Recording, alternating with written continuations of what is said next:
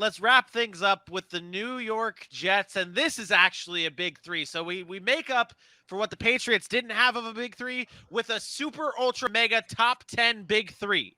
These are all players that could have easily went in the top 10. You start with Sauce Gardner, Garrett Wilson, Jermaine Johnson, all guys that potentially could have went in the top 10, and they got them all in the first round. And what's funny is you'll look at the rest of their draft, and it stops at round 4. Like, they didn't give a shit about anybody else in the rest of this draft. They Good. went up, they got their guys. The New York Jets did what they like. I'm not saying like what the Rams do with the F them picks, but they almost did say F them picks. I'm going up and getting every single player I want and not giving a crap about letting them fall. I mean, even with Breece Hall, Dylan, you looked at that pick and you were like, they have Michael Carter, and then I feel like you came around to it, but they already had Michael Carter. They could have let a running back fall to them because it wasn't that like dire of a need. But they wanted Breece Hall. They knew what Breece Hall was, and they went up and got him. The Jets did. The Jets did everything right, in my opinion. That might be a stretch. Aaron, you'll come in here and give a negative about it because that's what needs to be done, I guess. But I see a perfect draft from the New York Jets. Go ahead, Dylan. I'll let you go.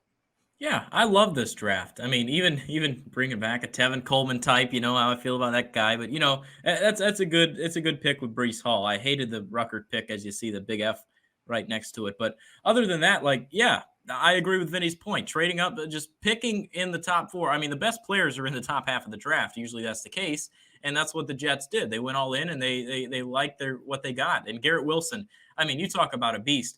I'll be honest, I didn't watch a ton of Big Ten football. My team is independent.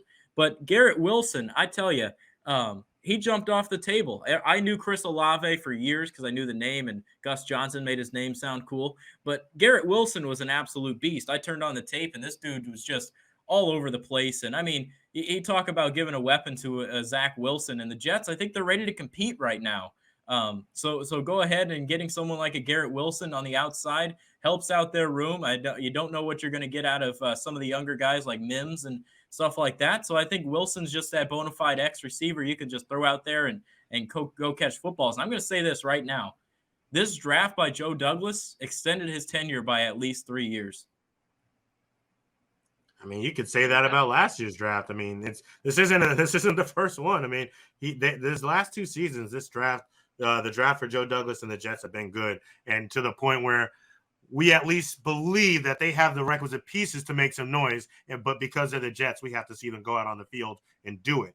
I'm right there with everybody else in the world. This was a somewhat of a masterpiece, and that part of the reason is for Jermaine Johnson, and it has nothing to do with him being from Florida State. While that doesn't hurt, you got this guy, someone we argued 2 days before the draft on whether or not he was a top 10 player. Some people had him going as high as 5 to the New York Giants. He fell all the way to 26, and the Jets moved up, didn't wait, moved up and grabbed him. And they were smart about it because they started calling players. I have it on pretty good authority. They started calling players in the teens around pick 15, but then everyone started trading. Think about the places he could have went. The Eagles, they traded for a receiver. The Cardinals, they traded for a receiver. Minnesota traded back out. So they went up and got their guy. You talk about their first 4 picks. You could have put a big 4 on that graphic and nobody would have been mad at you. Dylan, you hate Jeremy Ruckert, but fact of the matter is he's going to play a lot of inline tight end probably. He's a great blocking tight end, and he's got great hands to match. So to go with the C.J. Uzomah will probably supplant as a number 2 to be next to C.J. Uzomah in all honesty. And then they got some good depth pieces. And they're out of there by round 4. An early weekend for them. They can go celebrate their draft the correct way. I really like their draft and what they've done, and I hope it all comes to fruition on the field. First of all, Vinny, how's that for the smartest I've ever sounded about a punter? First of all, Vinny, don't disrespect me like that, saying that I'm going to come on here and say something negative. This is the team I had winning the draft for a number of reasons.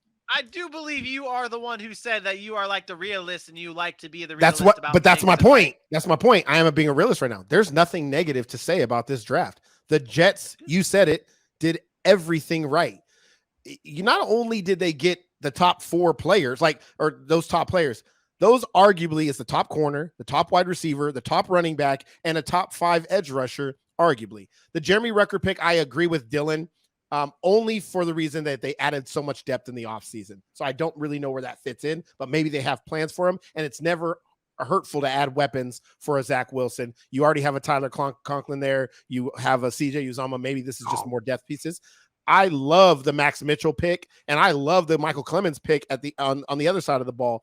The Jets have done something that not many teams are able to do, which is to finagle their way in the draft to go get the best players at those positions. They didn't care what the knock is on a Jermaine Johnson. They didn't care what the knock is maybe on a Breece Hall, not catching too much out of the backfield. They said, we're going to go get our guys. And they've added this explosiveness to an offense that Zach Wilson struggled in last year. Michael Carter's great, but Michael Carter was banged up. He didn't seem like he was going to be the kind of player that's going to handle the workload. So what you're going to do, you're going to go get a guy that can handle the workload. And now you use Michael Carter in the pass game a little bit more, and you're giving more weapons to a Zach Wilson. You have an Elijah Moore. This is going to make Corey Davis even better, because when was he at his best? When he had A.J. Brown on the other side, and he didn't have to be the guy. Now he has a Garrett Wilson. Now he has an Elijah Moore. He still has a Braxton Berrios who came on out of the slot last year. This offense looks completely different. Their offensive line is built up. If Mekhi Becton can come back and be what we anticipate Mekhi Becton being, with the additions on defense and on offense, the Jets are building in the right direction. Does this mean they're going to make the playoffs? No. But I'll tell you what, it means they're going to finish ahead of the Patriots. It means they're going to compete in every single game, dude. Like, yeah, that's this isn't the same old Jets. Yeah, this is not the same old Jets. This Jets team every week is going to be exciting to see. I know the schedule gets released next week, and we will find out who gets like the primetime games and everything. I hope we see the Jets on some nationally televised games next year on a Monday Night Football. They'll get some Thursdays. I really hope they'll get the one Thursday night. That's about it. They'll get the color game for the blind people who can't see anything. They got to prove it first. If the Jets come out and they look explosive, then we'll see the following year. Zach Wilson has to take a huge step, because as I've said before, rookie quarterbacks, you have to show us something year 2. They've done everything right? They've done everything right to build around Zach Wilson. Now it's Zach Wilson translating that to the football field and saying, we are going to have this success as a team. I love what Robert Saleh is doing. I love what Joe Douglas is doing. Congratulations to the Jets. I look forward to them as much as you do, Vinny. And if we were doing a best moment of like the draft weekend, mine could arguably be the Robert Saleh call to Sauce Gardner, where he just yells, "So!" It is the best. We talk about Mike Vrabel having the shittiest reactions to everything. The flip side, the complete opposite end of the spectrum is Robert Saleh just yelling "Sauce." You mentioned that one. What about when the Joe Douglas gets off the phone and says, basically, hey, we're on the fucking clock. Like, let's be honest. Yeah. He said we're on the fucking clock. And they get up and celebrate, and they draft Jermaine Johnson that late in the first round. They were excited. They had a plan. The plan came to fruition, and I applaud the Jets. The best draft to me. It was close, but they were the best draft. They like the Jets. Run for it. They like the Jets on Monday nights. I seriously think Monday night could be legit for the Jets. I mean, that's a New York market. Giants get Monday night and they suck. Vinny, I thought your favorite part was going to be Breece Hall coming back to the draft to walk on stage. That was great too. And it's getting a lot of play. Like, people are playing it back. I've seen it on NFL Network and NHL or ESPN for quite some time since the draft. So that was a special moment. I mean, shout out Breece Hall coming back, getting his handshake with Roger Goodell and everything.